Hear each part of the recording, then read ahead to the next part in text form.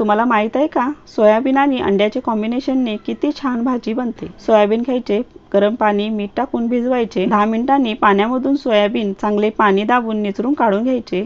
या सोयाबीनमध्ये 2 अंडी फोडून टाकायची आणि मिक्स करायचे। कच्चे बटाटे सोलून मोठ्या साईजमध्ये चिरून घ्यायचे।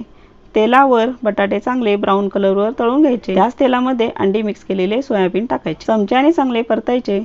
वरून हळद, लाल तिखट टाकून तेलावर चांगले भाजायचे। हे सोयाबीन काढून घ्यायचे। कढईमध्ये पुन्हा फोडणीसाठी तेल टाकायचे।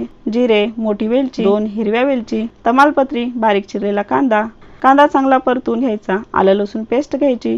टोमॅटो टाकायचा। टोमॅटो मऊ झाला, हळद, लाल तिखट, जिरे पावडर, धने पावडर, गरम मसाला, पाणी टाकत तेल सुटेपर्यंत मसाले तेलावर भाजायचे। सोयाबीन आणि बटाटे टाकून अंगापुरते पाणी टाकायचे। चवीनुसार मीठ टाकायचे। झाकण लावून शिजू द्यायचे। बटाटे शिजले की भाजी तयार। मग एक आता जाता जाता लाईक आणि चॅनलला सबस्क्राईब करून जायचंय।